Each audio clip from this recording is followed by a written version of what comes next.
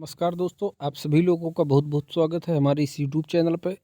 तो जैसा कि आप सभी दोस्तों को पता है कि हम अपना बिहार का एस्टेट का जो पेपर 2 है उच्च माध्यमिक स्तर पीजीटी का, उसका दोस्तों हमने कहा था कि संपूर्ण पाठ्यक्रम हम अपने इसी यूट्यूब चैनल के माध्यम से आप सभी लोगों को करवाएंगे। तो उसी क्रम में दोस्तों हमने हमारे पाठ्यक्रम में जो रचनाएं लगी हुई हैं, सबसे पहले रचनाओं का अध्ययन करना शुरू किया था, क्योंकि हिंदी साहित्य का इतिहास, काव्यशास्त्र और हिंदी व्याकरण हम कहीं न कहीं पढ़ चुके हैं। क्या कहते हैं, कभी न कभी किसी न किसी ने ज़रूर पढ़ा होगा, लेकिन रचनाएं दोस्तों बिल्कुल हमारे लिए नई हैं। इसलिए हमने सोचा कि सबसे पहले हम हिंदी जो हमारे पाठ्यक्रम में रचनाएं लगी हुई हैं, तो रचनाओं का अध्ययन करें। उसके बाद दोस्तों हम हिंदी साहित्य का इतिहास पढ़ेंगे, गद्य साहित्य का विकास पढ़ेंगे, काव्य शास्त्र के जो टॉपिक लगे हुए हैं, रस छंद अलंकार, शब्द शक्ति, काव्य गुण, काव्य दोष और हिंदी व्याकरण, ये हम पढ़ेंगे। लेकिन सबसे पहले रचनाओं का अध्ययन करेंगे। उसी क्रम में दोस्तों रचनाओं में हमारे पाठ्यक्रम में सबसे पहले कहानियाँ लगी हुई हैं। 6 कहानियाँ हमारे पाठ्यक्रम में लगी हुई हैं। कानों में कंगना राजा राधिका रमण प्रसाद सिंह जी की, पंचलाइट फणीश्वरनाथ रेणु जी की, पूस की रात प्रेमचंद्र जी की, उसने कहा था चंद्रधर शर्मा गुलेरी जी की, चीफ की दावत भीष्म साहनी जी की और पूस की रात प्रेमचंद्र जी की। ये 6 कहानियाँ लगी हुई हैं। तो सभी 6 कहानियों का दोस्तों हम अध्ययन पूरे विस्तार के साथ में और प्रामाणिक विषय वस्तु के साथ में कर चुके हैं, और आशा करते हैं कि आप सभी लोग देख भी चुके होंगे वीडियो। अगर आप लोगों ने अभी तक नहीं देखा है तो प्लेलिस्ट में जाइए दोस्तों, वहाँ पे सभी 6 कहानियाँ आप लोगों को मिल जाएंगी। उसके बाद दोस्तों हमारे पाठ्यक्रम में 3 उपन्यास लगे हुए हैं, गोदान, मैलाचल और त्यागपत्र। तो दोस्तों सबसे पहले हमने गोदान उपन्यास का अध्ययन शुरू किया था। गोदान उपन्यास जैसा कि 36 खंडों में है, आप सभी लोगों को पता है। उसके दोस्तों सभी 36 खंडों को हम पूरे विस्तार के साथ में प्रामाणिक विषय वस्तु के साथ में गोदान उपन्यास हम दोस्तों पढ़ चुके हैं, और प्लेलिस्ट में वीडियो भी अपने इसी यूट्यूब में डाल चुके हैं। यूट्यूब चैनल में आप सभी लोग देख भी चुके होंगे। अगर नहीं देखा है अभी तक तो दोस्तों जाइए प्लेलिस्ट में, और गोदान उपन्यास की प्लेलिस्ट बनी हुई है, वहाँ पे दोस्तों सभी 36 भाग आप लोगों को मिल जाएंगे। उसके बाद दोस्तों हम लोगों ने मैला आंचल, जो कि एक आंचलिक उपन्यास है फणीश्वरनाथ रेणु जी का, इसका अध्ययन दोस्तों करना शुरू किया था। इसके भी दोस्तों हम 28 खंड, ये दोस्तों 50 से अधिक खंडों में है, तो इसके भी दोस्तों हम 50 से 28 खंडों का अध्ययन कर चुके हैं। आज हम दोस्तों इसके 29वें खंड का अध्ययन करेंगे। तो दोस्तों अगर आप लोगों ने अभी तक मैला आंचल उपन्यास के 28 खंडों का वीडियो नहीं देखा है, तो दोस्तों सबसे पहले जाइए और 28 खंडों का अध्ययन करिए। प्लेलिस्ट में वीडियो आप लोगों को मिल जाएगी। सभी वीडियो में दोस्तों क्रम संख्या पड़ी हुई है, भाग 1, भाग 2 गोदान उपन्यास में, और मैला आंचल में खंड संख्या 1, 2, 3, इस तरह 4, 5, 6 इस तरह करके पड़ा हुआ है। तो उनको जाके देखिए दोस्तों पूरे विस्तार के साथ में, और फिर दोस्तों 29वें भाग में आइए। आज हम दोस्तों इस खंड में 28वें खंड के आगे दोस्तों इस वीडियो में हम अध्ययन करेंगे। तो चलिए दोस्तों ज़्यादा समय नहीं खराब करते, अपने विषय पर आते हैं सीधे। यही कहेंगे कि आप लोग अगर चैनल में हमारे नए हैं तो चैनल को ज़्यादा से ज़्यादा सब्सक्राइब करिए, शेयर करिए, जिससे हमारा जो प्रयास है दोस्तों कि हिंदी विषय के लिए जो भी किसी भी स्टेट का दोस्तों एग्ज़ाम हो, टीजीटी, पीजीटी, नेट जेआरएफ और असिस्टेंट प्रोफेसर, ये दोस्तों इससे रिलेटेड कोई भी परीक्षा होगी उसमें हम लोग आपका जितना हमसे सहयोग हो सकेगा उतना करेंगे, और प्रामाणिक विषय वस्तु के साथ में करेंगे। किसी गाइड को लेकर के नहीं करेंगे दोस्तों, कि किसी गाइड से हम पढ़ाएं। हम स्वयं प्रामाणिक विषय वस्तु और विस्तार से पढ़ने पर विश्वास रखते हैं, और वही दोस्तों आप लोगों को उपलब्ध भी करवाएंगे। बस आप लोगों को क्या करना है, हमारे चैनल को ज़्यादा से ज़्यादा सब्सक्राइब करना है और शेयर करना है, जिससे हमारा जो प्रयास है दोस्तों हिंदी के लिए, कि हिंदी को हम ज़्यादा से ज़्यादा लोगों तक निःशुल्क उपलब्ध करवा चुके, जिससे आप लोग जो 2000 5000 का बैच खरीदते हैं कोचिंग वालों से, ये आप लोगों को ना खरीदना पड़े। इसलिए हमारा प्रयास भी सार्थक हो। आप लोग अगर सहयोग करेंगे तो वो भी होगा दोस्तों। इसलिए ज़्यादा से ज़्यादा चैनल को शेयर करिए और सब्सक्राइब करिए। चलिए दोस्तों आते हैं मैलाचल उपन्यास में 29वें खंड में। कल सिरवा पर्व है। कल क्या है दोस्तों? सिरवा पर्व है। कल पड़मान में मछमरी होगी। मछमरी अर्थात मछली का शिकार। आज चैत्र संक्रांति है। कल पहली बैसाख, साल का पहला दिन है। कल सभी गांव के लोग सामूहिक रूप से मछली का शिकार करेंगे। छोटे बड़े, अमीर गरीब सभी टापी और जाल लेकर सुबह ही निकलेंगे। आज दोपहर को सत्तू खाएंगे। सतुआनी पर्व है आज। आज रात की बनी हुई चीज़ें कल खाएंगे। कल चूल्हा नहीं जलेगा। 12 मास चूल्हा जलाने के लिए यह आवश्यक है कि वर्ष के प्रथम दिन में भूमि दाह नहीं किया जाए। इस वर्ष की पकी हुई चीज़ उस वर्ष में खाएंगे। सारे मेरीगंज के मछली मारने वालों का सरदार है कालीचरण। तो कौन है दोस्तों? इसको देखिए, सारे मेरीगंज के मछली मारने वालों का सरदार है कालीचरण। बुहुरकुआ उगने के समय ही निकलना होगा।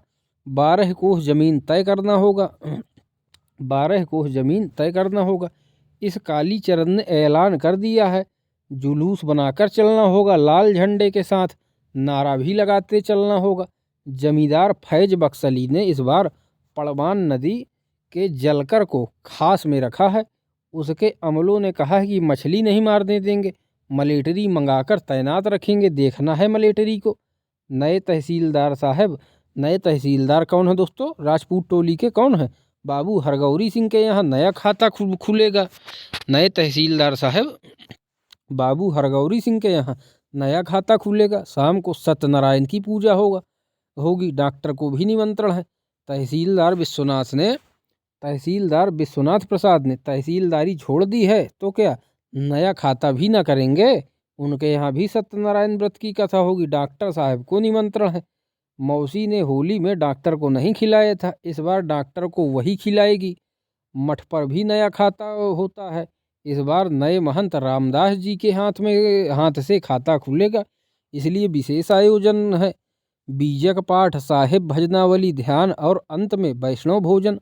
बालदेव जी और बावन दास को विशेष निमंत्रण है। किसको दोस्तों? बालदेव जी को और बावन दास को विशेष निमंत्रण है। लक्ष्मीदासिन ने भंडारी के मार्फत कहला भेजा है। बालदेव जी जरूरी आवें, गांव में वैष्णव हैं ही और कौन। बेतार सुमिरित दास अब नए तहसीलदार का कारपरदाज है। तो दोस्तों कौन है? तो सुमिरित दास पहले विश्वनाथ प्रसाद का चपरासी था, अब दोस्तों हरगौरी बाबू का हो गया। तो बेतार सुमिरित दास अब नए तहसीलदार का कारपरदाज है। वह कहता फिरता है, क्या कहता फिरता है? हरगौरी बाबू हीरा आदमी है, सारा कागज पत्तर हम ही पर फेंक कर निश्चिंत। देखिए तो हम कितना समझते हैं बाबू साहब। वही बस्ता, सेहा और कर्चा किसी दूसरे को छूने नहीं देना चाहिए। लेकिन हरगौरी बाबू हीरा आदमी है। विश्वनाथ प्रसाद तो एक नंबर के मक्खी चूस और शक्की आदमी है। कौन दोस्तों? विश्वनाथ प्रसाद को क्या कह रहा है सुमित दास? विश्वनाथ प्रसाद तो एक नंबर के मक्खी चूस और शक्की आदमी है। कायस्थ और राजपूत का कलेजा बराबर हो भला। कांग्रेसी हुए हैं। सुमित दास से कौन बात छिपी हुई है? अब तो गांव का चाल चलन एकदम बिगड़ जाएगा। जवान बेटी को एक परदेसी जवान के साथ हंसी मस्करी करने की, घूमने फिरने की आज़ादी दे दी विश्वनाथ प्रसाद ने। गांव का चाल चलन नहीं बिगड़े तो सुमित दास का नाम बदल देना। तो दोस्तों सुमित दास क्या कह रहा है? जो विश्वनाथ प्रसाद की बेटी कमली है वो दोस्तों प्रेम करती है डॉक्टर प्रशांत किशोर से। तो वही उसी विषय में दोस्तों सुमित दास कह रहा है। क्या कह रहा है? कि जवान बेटी को एक परदेसी जवान के साथ हंसी मस्करी करने की, घूमने फिरने की आज़ादी दे दी विश्वनाथ प्रसाद ने। गांव का चाल चलन नहीं बिगड़े तो सुमित दास का नाम बदल देना। नए तहसीलदार बाबू हरगौरी सिंह के यहाँ रात में एक भी रैयत नहीं आया। पुण्याह में जो सलामी मिलती है वह रकम जमींदार की होती है, लेकिन खाता खुलने के दिन की सलामी तो तहसीलदार की खास आमदनी है। सुमित दास ने आकर खबर दी। सभी रैयत विश्वनाथ प्रसाद के यहाँ गए थे। 150 रुपये सलामी में पड़े थे। कितने के पड़े थे दोस्तों? फिर देखिए, नए तहसीलदार बाबू हरगौरी सिंह के यहाँ रात में एक भी रैयत नहीं आया। पुण्याह में जो सलामी मिलती है वह रकम जमींदार की होती है, लेकिन खाता खुलने के दिन की सलामी तो तहसीलदार की खास आमदनी है। सुमित दास ने आकर खबर दी। सभी रैयत विश्वनाथ प्रसाद के यहाँ गए थे। 150 रुपये सलामी में पड़े थे। मछली मारकर लौटते समय रास्ते में रैयतों से मीटिंग किया था कि नए तहसीलदार के यहाँ नहीं जाएंगे। कुकरा का बेटा कालिया लिटरी करता है। कौन दोस्तों? कुकरा का बेटा कालिया लिटरी करता है। बाप काटे घोड़ा का घास और बेटा का नाम दुर्गादास। अभी ततमा टोली का बिरंचिया कहता था कि रैयतों का पेट जो भरेगा वही असल जमींदार है। नए तहसीलदार ने कभी एक चुटकी धान भी दिया है। शास्त्र वचन कभी झूठा नहीं होता। राई एंड कनमोस्ट जूता मार पवित्रम, समझे तहसीलदार साहब। राण और कांटों को काटी वाले जूते से बस में किया जाता है। बालदेव जी का काम छूट गया। कपड़े, चीनी और किरासन मतलब मिट्टी का तेल, कैरोसिन तेल की पूर्जी अब तहसीलदार विश्वनाथ प्रसाद देंगे। कौन दोस्तों? कपड़े, चीनी और किरासन तेल की पूर्जी अब विश्वनाथ तहसीलदार विश्वनाथ प्रसाद देंगे। बालदेव जी को क्यों छुड़ा दिया? शायद उनका विलेख पकड़ा गया। पाप कितने दिनों तक छिपेगा? खिलावन ने जो परमेश्वर सिंह की जमीन मोल ली है, सो किस रुपए से? वह बालदेव जी की ही जमीन है। खिलावन के घर में जाकर देखा, आज भी गांठ के गांठ कपड़ा पड़ा हुआ है, टीन का टीन तेल है। खिलावन के सभी सगे संबंधियों के यहाँ कपड़े गए हैं। यह बात कितने दिनों तक छिपी रहेगी?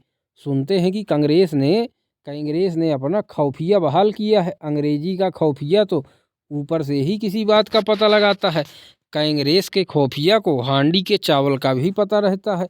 स्त्री की मृत्यु के बाद जोतकी जी बहुत गुमसुम रहते हैं। डॉक्टर को कितना कहा कि कोई दवा देकर राम नारायण की माँ को उबारिए, लेकिन कौन सुनता है।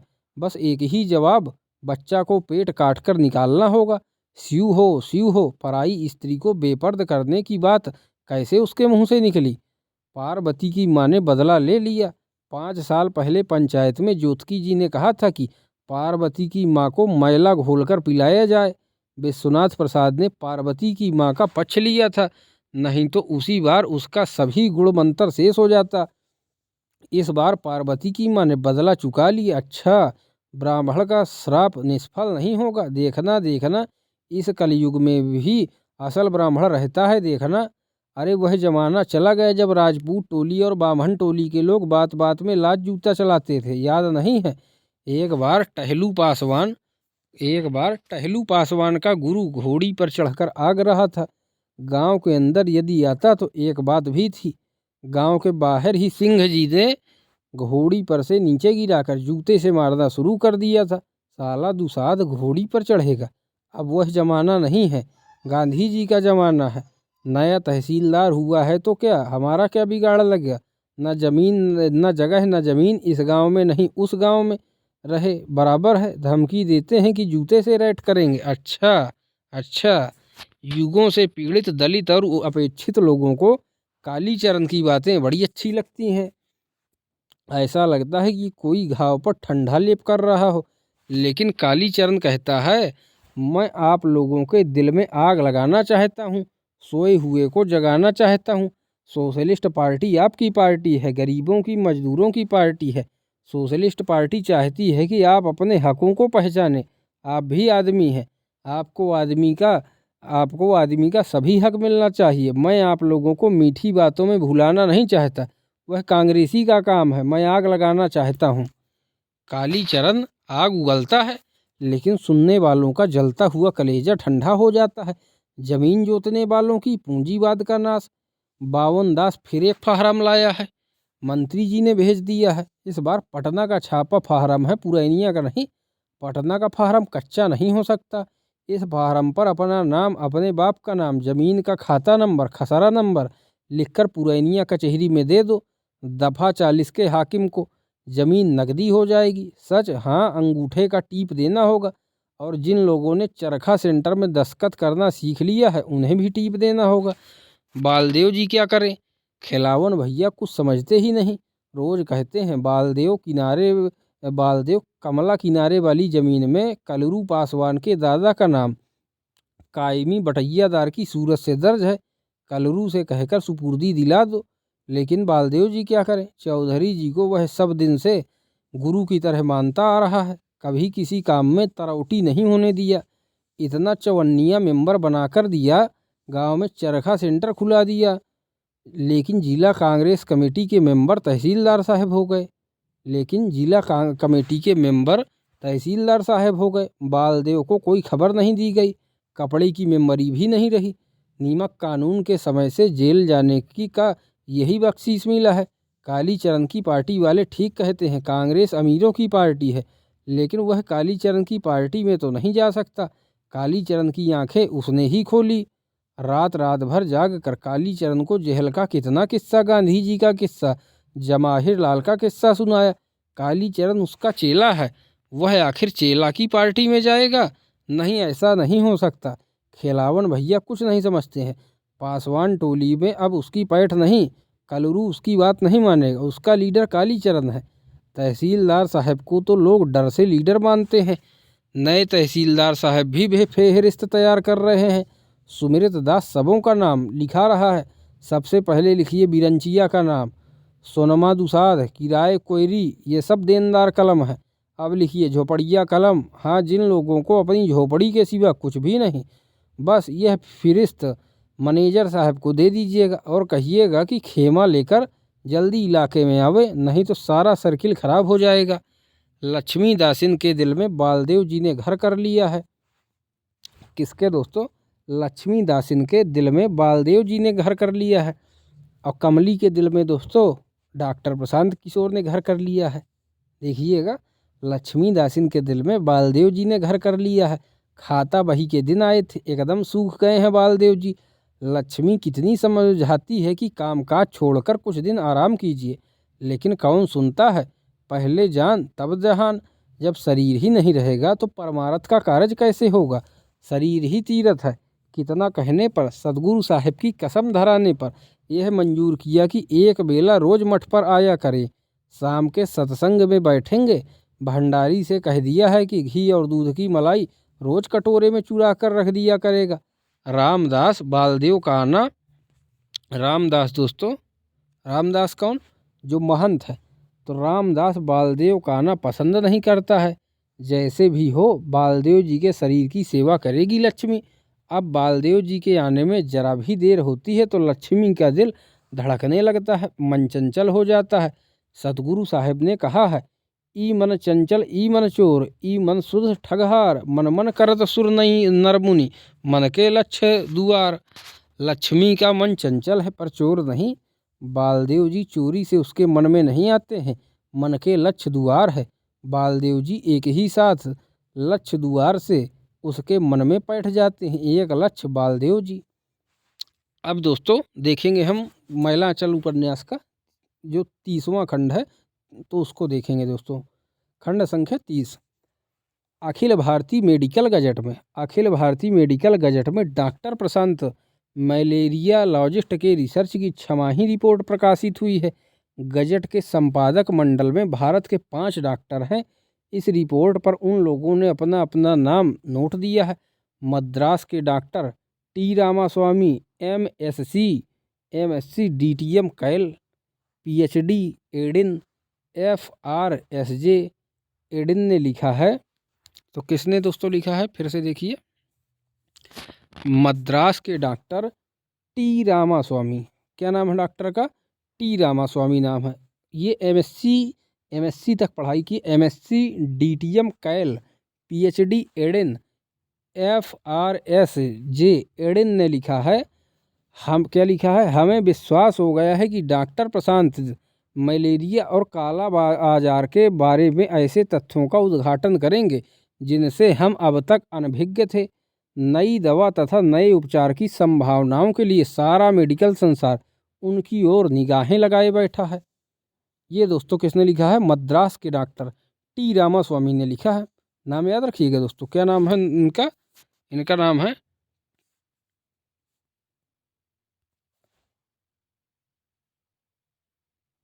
टी रामास्वामी। प्रशांत की विस्तृत रिपोर्ट में मलेरिया और काला आजार से संबंधित मिट्टी, हवा, पानी तथा इसमें पलने वाले प्राणियों पर नई रोशनी डाली गई है। अपनी रिपोर्ट में डॉक्टर ने एक जगह लिखा है, क्या लिखा है? यहाँ के लोग सुबह को बासी भात खाकर पाट धोने के लिए गंदे गड्ढों में घुसते हैं और करीब 7 घंटे तक पानी में रहते हैं। गंदे गड्ढों को देखने से ऐसा लगता है कि पानी के आध इंच धरातल की जांच करने पर 1 लाख से ज़्यादा मच्छर के अंडे जरूर पाए जाएंगे, किंतु यहाँ के मच्छर गंदे गड्ढों में बहुत कम अंडे देते पाए गए हैं। इसका कोई ग्रुप तो इतना सफाई पसंद होता है कि निर्मल और स्वच्छ तालाबों को छोड़कर और कहीं अंडे देता ही नहीं। बेचारे खरगोशों को क्या पता कि उनकी जीभ में जो दाने निकल आते हैं, कानों के अंदर जो खुजलाहट होती है, कोमल से कोमल घास की पत्तियां भी खाने में अच्छी नहीं मालूम होती। ये काला आजार के लक्षण हैं। मनुष्य के शत्रु कीड़े मकोड़ों के बारे में डॉक्टर ने लिखा है, मच्छरों को नष्ट करने के उपाय जो हमें बहुत पहले बता दिए गए हैं, हम उन्हीं को आज भी आंख मूंद कर दोहरा रहे हैं। जिन कीड़ों को हम नष्ट करना चाहते हैं उनके बारे में हमारी जानकारी बहुत थोड़ी होती है। हमें उनकी आदत, स्वभाव और व्यवहार के ढंगों के बारे में जानना होगा। एनोफिलीज के भी कई ग्रुप हैं। हर ग्रुप के अलग अलग ढंग है, किंतु किसी ग्रुप में भी तरह तरह के छोटे छोटे सब ग्रुप होते हैं जिनकी आदतों और प्रजनन ऋतु में विभिन्नता पाई गई है। उनके लुकने छिपने, पसंदगी और नापसंदगी में भी फर्क है। मैंने एक ही ग्रुप के मच्छरों को 3 किस्म से अंडे छोड़ते पाया है और हर ग्रुप में कुछ दल विशेष हैं जो हवा में अंडे छोड़ते हैं। इनकी चालाकी और बुद्धिमानी का सबसे दिलचस्प उदाहरण यह है कि एक ही मौसम में एक ही ग्रुप के मच्छर हमले के लिए 15 तरह के तरीके व्यवहार करते हैं। कुछ तो एकदम डाइव फ्लाइंग करके ही हमला करते हैं। इसके अलावा डॉक्टर ने मलेरिया और काला आजार में रक्त परिवर्तन पर भी कुछ नई बातें कही हैं। ममता की चिट्ठी पाई है। किसकी दोस्तों चिट्ठी पाई है? ममता की चिट्ठी पाई है। पटना मेडिकल कॉलेज को इस बात पर गर्व है कि बिहार का एकमात्र मलेरियालॉजिस्ट डॉक्टर प्रशांत उसी की देन है। ममता ने और भी बहुत सी बातें लिखी हैं, बहुत सी बातें जिसे प्रशांत करीब करीब भूल गया है या भूल जाना चाहता है। पटना क्लब का नाम पाटलिपुत्र क्लब हो गया है। मिस रेवा सरकार ने बैडमिंटन में रोमेश पाल को हरा दिया। इन बातों में प्रशांत को अब कोई दिलचस्पी नहीं, लेकिन ममता जब पत्र लिखती है तो वह कुछ भी बात नहीं देती, छोटी से छोटी बात का जिक्र करती है। पटना मार्केट के सामने जो चाय की दुकान थी उसका बूढ़ा मालिक मर गया, तुम्हें याद है? वही जो तुमको रोज सलाम करके चाय के लिए निमंत्रित करता था, कश्मीरी चाय। प्रशांत को हंसी आती है। बेचारी ममता, उसे क्या मालूम कि मछली को लेकर पालतू नेवले से झगड़ा करने में जो आनंद आता है वह कभी खेल में नहीं। प्रशांत कभी स्पोर्टमैन नहीं रहा, वह किसी भी खेल का खिलाड़ी नहीं रहा, फिर भी उसे खेलों में बड़ी दिलचस्पी रहती थी। उसने ताश के पत्तों को कभी हाथ से स्पर्श नहीं किया, लेकिन साप्ताहिक ब्रिज नोट्स को वह गंभीरता से पढ़ जाता था। चर्चिल का भाषण पढ़ना भले ही भूल जाए, कलकत्ता के IFA के मैचों की रिपोर्ट वह सबसे पहले पढ़ लेता था। लेकिन अब तो वह खुद खिलाड़ी है। नेवले का गुर्राना, चिल्लाना, पूंछ के रोंगों को खड़ा कर हमला करना और हमला करते हुए इसका ख्याल रखना कि चोट नहीं लग जाए, नाखून नहीं गड़ जाए। स्पोर्ट्समैन्स स्पिरिट और किसको कहते हैं? डॉक्टर ममता श्रीवास्तव। डॉक्टर दोस्तों ममता का देखिए, डॉक्टर ममता श्रीवास्तव दरभंगा के प्रसिद्ध डॉक्टर काली प्रसाद श्रीवास्तव की सुपुत्री ममता ने डॉक्टरी पास करने के बाद हेल्थ यूनिट की स्थापना की है शहर के। तो दोस्तों डॉक्टर ममता श्रीवास्तव कहाँ की है? देखिए, पहले ये क्वेश्चन आ चुका है क्योंकि इसको याद रखिएगा, महत्वपूर्ण बिंदु है। डॉक्टर ममता श्रीवास्तव दरभंगा के प्रसिद्ध डॉक्टर काली प्रसाद श्रीवास्तव की सुपुत्री ममता ने डॉक्टरी पास करने के बाद हेल्थ यूनिट की स्थापना की है। शहर के गरीब मोहल्लों में यूनिट ने अपने सेवा कार्य का जो परिचय दिया है वह प्रशंसनीय है। पटना की महिला समाज सेविकाओं में ममता का नाम सबसे पहले लिया जाता है। गरीब की झोपड़ी से लेकर गवर्नमेंट हाउस तक उसकी पहुंच है। जो उसके निकट संपर्क में रह चुके हैं उनका कहना है कि ममता दीदी दिन रात मिलाकर सिर्फ 4 घंटे ही आराम करती है। दूर से देखने वाले उसके चरित्र पर भी संदेह करते हैं। उसकी सार्वजनिक मुस्कुराहट लोगों को कभी कभी भ्रम में डाल देती है और जिन लोगों का काम सिर्फ बैठकर आलोचना करना है वे कहते हैं कि तरह तरह के जाल फैलाकर सरकार से रुपया वसूलना और उड़ाना ही ममता देवी का काम है। विकारपूर्ण मस्तिष्क वाले किसी मिनिस्टर का नाम लेकर मुस्कुरा देती है मिस ममता श्रीवास्तव, नहीं मिसेज कहो। डॉक्टर प्रशांत ममता का ऋणी है। डॉक्टर प्रशांत दोस्तों ममता का ऋणी है। ममता से उसे प्रेरणा मिली है।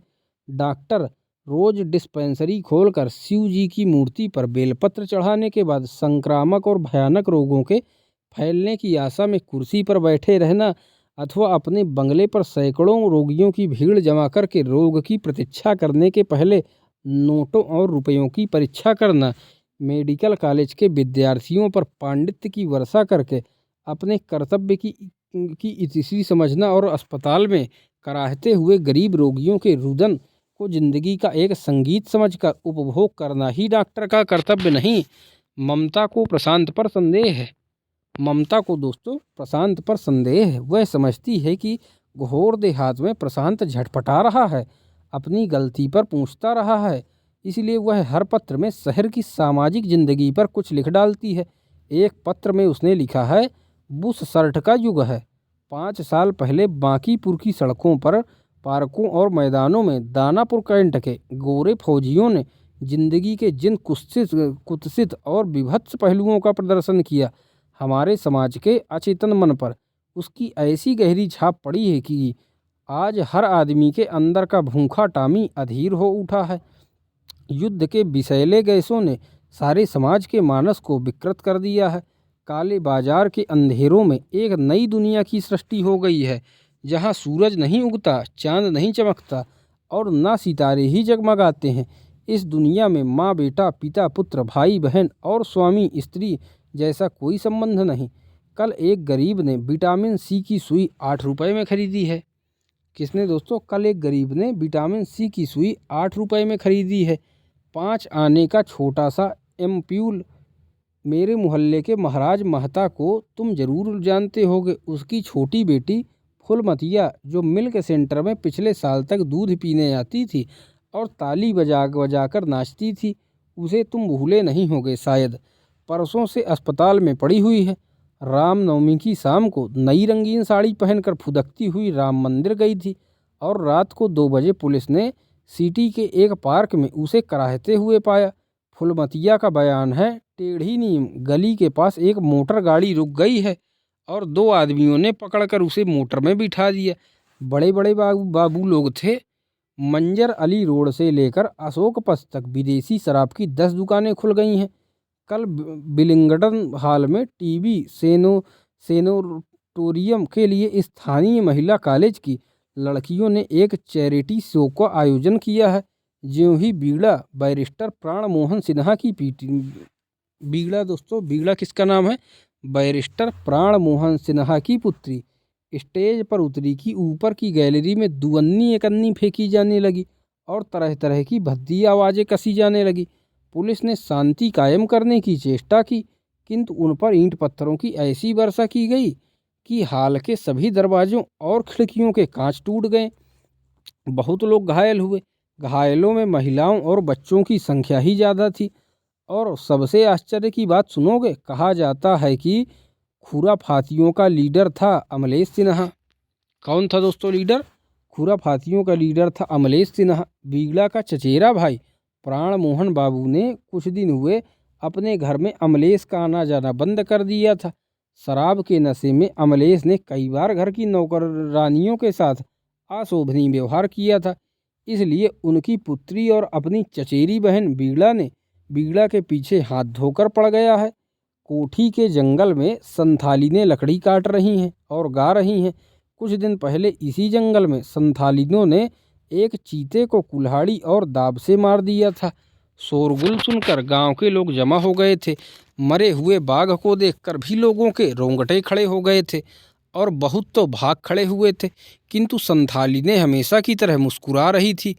मकई के दानों की तरह सफ़ेद दंत पंक्तियां और वही सरल मुस्कुराहट। चीते के अचानक हमले से 2-3 युवतियां सामान्य घायल हो गई थी। उनके होंठों पर भी वैसी ही मुस्कुराहट खेल रही थी।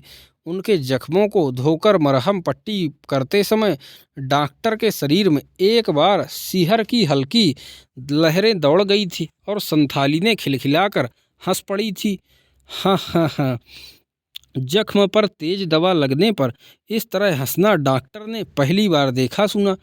आबनूस की मूर्तियाँ, जूड़े में गुथे हुए शिरीष और गुलमोहर के फूल। संथालिनें गाती हैं, छोटी मोटी पुखरी चरकुलिया पिंड रे, पोराइनी फूटे लाले लाल, पासाचे तेरी फूल देखी फूयल लाबलेब, पासाचे तेरी आधा दिन लागित। चारों ओर से बंधाए हुए एक छोटे से पोखरे में पुरइन कमल के लाल लाल फूल खिले हैं। उस फूल पर तुम मुग्ध हो, मुझे भी देखकर तुम मोहित होते हो, किंतु वह मोह आधे दिन का ही तो है नहीं। नहीं नहीं, आधे दिन के लिए नहीं, प्राणों में घुले हुए रंगों का मोह आधे दिन में ही नहीं टूट सकता। तो दोस्तों ये था क्या कहते हैं मैला आंचल उपन्यास का 30वां खंड। अब हम दोस्तों देखेंगे मैला आंचल उपन्यास का 31वां खंड। मंगला देवी चरखा सेंटर की मास्टरनी जी बीमार है। तो कौन है दोस्तों मंगला देवी? कौन है? चरखा सेंटर की मास्टरनी जी हैं। तो चरखा सेंटर की मास्टरनी का क्या नाम है? मंगला देवी। मंगला देवी चरखा सेंटर की मास्टरनी जी बीमार है। डॉक्टर ने खून जांच कर देखा, काला आजार नहीं, टाइफाइड है। चरखा सेंटर के दोनों मास्टर तहसीलदार साहब के गुहाल में रहते हैं और मास्टरनी जी भगवान भगत की एक झोपड़ी में। भगवान भगत ने गाड़ी बैल रखने के लिए एक झोपड़ी बनाई थी, लेकिन अब अगले साल टीन का मकान देने का इरादा है, इसलिए इस बार गाड़ी बैल नहीं खरीद सका। चरखा सेंटर खुलने पर गांव के लोगों ने भगवान भगत से कहा, घर तो खाली ही है, मास्टरनी जी के रहने के लिए घर नहीं है। चरखा सेंटर का घर बनेगा तो आपका घर खाली कर दिया जाएगा। कोटा परमिट के ज़माने में कांग्रेसी लोगों की बात काटना ठीक नहीं, नहीं तो कटिहार में इतनी बड़ी झोपड़ी का ही किराया 15 रुपये मिलता। मंगला देवी ने हैजा के समय रात रात भर जाग कर रोगियों की सेवा की, और जब वह खुद बीमार पड़ी तो उसके पास बैठने वाला भी कोई नहीं। चरखा सेंटर के दोनों मास्टर साहब बारी बारी से एक एक घंटा ड्यूटी दे जाते हैं। रात में चिचाए की माँ आकर सोती है। तो रात में कौन दोस्तों? चिचाए की माँ आकर सोती है। लेकिन बूढ़ी इतना हुक्का पीती और खांसती है कि मंगला देवी के ज्वर की ज्वाला और भी तीव्र हो जाती है। बूढ़िया जब सोती है तो इतने जोरों के खर्राटे लेती है कि पास पड़ोस की नींद खुल जाए। डॉक्टर कहता है यदि यही हालत रही तो संभालना मुश्किल होगा। घर खत लिखकर किसी को बुला लेना ठीक होगा। यदि घर में कोई आने वाला होता अथवा खबर लेने वाला होता तो मंगला देवी चरखा सेंटर में क्यों भर्ती होती? उसे घर छोड़े हुए 5 साल हो गए। मंगला देवी ने दुनिया को अच्छी तरह पहचाना है। आदमी के अंदर के पशु को उसने बहुत बार करीब से देखा है। विधवा आश्रम, अबला आश्रम और बड़े बाबुओं के घर आया की जिंदगी उसने बिताई है। अबला नारी हर जगह अबला ही है, रूप और जवानी नहीं, यह भी गलत। औरत होना चाहिए, रूप और उम्र की कोई कैद नहीं। एक असहाय औरत देवता के संरक्षण में भी सुख चैन से नहीं सो सकती। मंगला देवी के लिए जैसा घर वैसा बाहर। उसका कौन है अपना? कोई नहीं। कौन? कालीचरण बाबू। डॉक्टर साहब ने कहा है कि इस झोपड़ी में आपकी बीमारी अच्छी नहीं होगी। हम लोगों का कीर्तन वाला घर साफ सुथरा है, हवादार है। मंगला देवी यादव टोली के घर कीर्तन घर में आ गई। तो कहाँ आ गई दोस्तों? मंगला देवी यादव टोली के कीर्तन घर में आ गई है। कीर्तन घर में ही सोशलिस्ट पार्टी का ऑफिस है। कालीचरण इसे ऑफिस ही कहता है, लेकिन सोशलिस्ट पार्टी का नाम सुनकर मंगला देवी शायद नहीं आती। दवा पी लीजिए।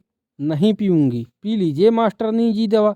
काली बाबू एक बात कहूँ, कहिए। आप मुझे मास्टरनी जी मत कहिए। तब क्या कहूँ? क्यों, मेरा नाम नहीं है मंगला देवी? नहीं तो सिर्फ मंगला। दवा पी लीजिए, मंगला कहिए, मंगला। 15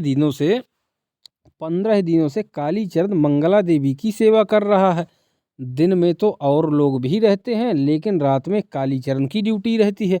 डॉक्टर कहते हैं अब कोई खतरा नहीं, कमजोरी है, कुछ दिनों में ठीक हो जाएगी। मंगला देवी के शरीर में सिर्फ हड्डियां बच रही हैं, बाल झड़ रहे हैं। वह खाने के लिए बच्चों की तरह रूठती है, रोती है और बर्तन फेंकती है। बार्ली नहीं पीऊँगी। छेना का पानी भी कोई भला आदमी पीता है? कालीचरण हाथ में पत्थर का कटोरा लेकर घंटों खुशामदें करता। लीजिए, इसमें नींबू डाल दिया है, अब खा लीजिए, कल नहीं परसों भात मिलेगा। कालीचरण का व्रत टूट गया। उसके पहलवान गुरु ने कहा था, कालीचरण का दोस्तों व्रत टूट गए। कालीचरण का व्रत टूट गया। उसके पहलवान गुरु ने कहा था, पढ़े जब तक अखाड़े की मिट्टी देह में पूरी तरह रचे नहीं, औरतों से 5 हाथ दूर रहना। कालीचरण का व्रत टूट गया। 5 हाथ दूर रहने से मंगला देवी की सेवा नहीं की जा सकती। बिछावन और कपड़े बदलते समय, देह पोंछ देने के समय कालीचरण को गुरु जी की बात याद आती थी, लेकिन क्या किया जाए। काली कहाँ गया? काली क्या है? कहाँ है? कहाँ की चिट्ठी है? सेक्रेटरी साहब ने लिखा है सोमवार को जिला पार्टी की रैली है, लेकिन मैं कैसे जाऊंगा? क्यों, तुम जाओ, मैं तो सब अब अच्छी हो गई। रैली के बाद सेक्रेटरी साहब ने कालीचरण को रोक लिया है।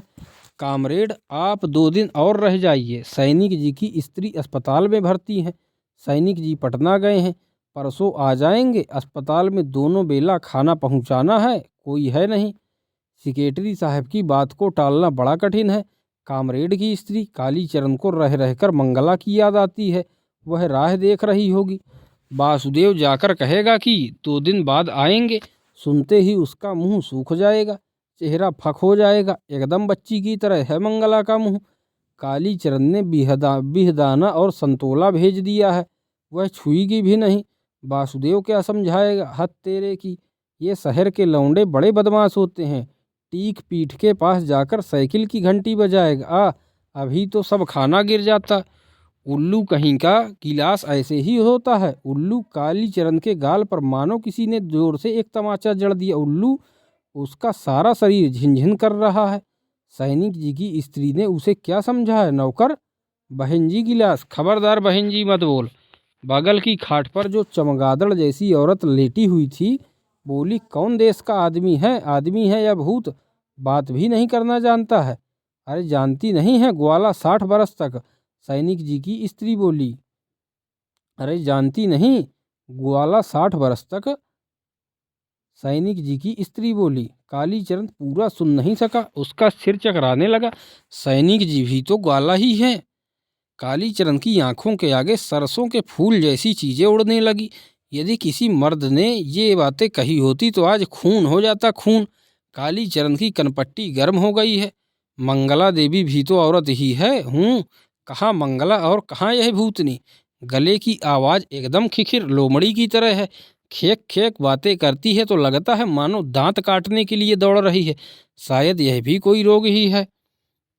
रौतहट स्टेशन पर गाड़ी से उतरकर कालीचरण जल्दी जल्दी घर लौट रहा है। उसे देखते ही मंगला खुशी से खिल जाएगी। संतोला सूख गया होगा, बिहदाना पड़ा होगा। दोनों ओर का रेल भाड़ा बचाकर कालीचरण ने एक पैकेट बिस्कुट खरीद लिया है। डॉक्टर साहब ने मंगला को बिस्कुट खाने के लिए कहा है। कालीचरण ने कभी बिस्कुट नहीं खाया है। शायद इसमें मुर्गी का अंडा रहता है। वह रह रहकर बिस्कुट के डब्बे को छू कर देखता है, इसके अंदर कुड़कुड़ क्या बोलता है? कहीं अंडा फूटकर। सीताराम सीताराम, जय हिंद काली जी। आए ओ बावनदास जी, हम तो चमक गए, यहाँ क्यों पड़े हैं? आप तो इस तरह आंख मूंद कर सरेसा दौड़ने वाले घोड़े की जाति घोड़े की तरह चल रहे हैं कि। जंगली जामुन के पेड़ की छाया में बावन दास लेटा हुआ था। छाया में जाने पर कालीचरण को मालूम हुआ कि धूप कितनी तेज है। हम तो रात की गाड़ी से ही उतरे, कल दफा 40 का फैसला हो गया। हो गया? क्या हुआ? अरे होगा क्या, सबों की दरखास्त खारिज हो गई। हम पहले ही जानते थे। कल गांव के सभी रैयत आए थे। फैसला सुनकर सभी रोने लगे। अब जमींदार जमीन भी छुड़ा लेगा। जमीन छुड़ा लेगा? नहीं, उस दिन हम लोगों की रैली में प्रस्ताव पास हो गया। जमींदार लोग रैयतों को जमीन से बेदखल नहीं कर सकते। इसके लिए पार्टी संघर्ष करेगी। काली बाबू, प्रस्ताव उस्ताव से कुछ नहीं होता है। बावन दास के होंठों पर भेद भरी मुस्कान दौड़ जाती है। आप बैठिए दास जी, हमको जरा जल्दी है। हाँ आप जाइए, हम आपके डेग पर जा भी नहीं सकेंगे। कालीचरण चलते चलते सोच रहा है, अब ठीक हुआ है। यदि रैयत की दरखास्त मंजूर हो जाती तो सभी लोग कांग्रेस में चले जाते। अब संघर्ष में सभी सोशलिस्ट पार्टी में ही रहेंगे। क्या है बिस्कुट? मंगला देवी प्यार भरी भरी झिड़की देती है। किसने कहा फजूल पैसा खर्च करने को? वह देखो तुम्हारा संतरा और बेदाना पड़ा हुआ है, मैं नहीं खाती। डॉक्टर साहब ने कहा था मंगला बनावटी गुस्सा दिखाते हुए कहती है। डॉक्टर साहब ने कहा था कि खुद भूखे रहकर संतरा, बेदाना और बिस्कुट खरीद कर लाना। कालीचरण को सैनिक जी की स्त्री की याद आती है। उल्लू, 60 साल तक नाबालिग। खा लो मंगला, पहले तुम एक बिस्कुट खाओ। बिस्कुट मीठा, कुरकुरा और इतना स्वाद वाला होता है। इसमें दूध, चीनी और माखन रहता है, अंडा नहीं। तो ये दोस्तों था 31वां खंड मैलांचल उपन्यास का। अब इसके आगे दोस्तों हम देखेंगे अगले वीडियो में। तब तक आप लोग चैनल बने रहिए। जो हमारे पाठ्यक्रम में कहानियाँ लगी हुई हैं, कहानियों का अध्ययन करिए, गोदान उपन्यास का अध्ययन करिए और मैला आंचल उपन्यास के 31 खंडों का अध्ययन करिए। फिर इसके आगे मिलते हैं। तब तक चैनल को शेयर करिए, सब्सक्राइब करिए। धन्यवाद दोस्तों।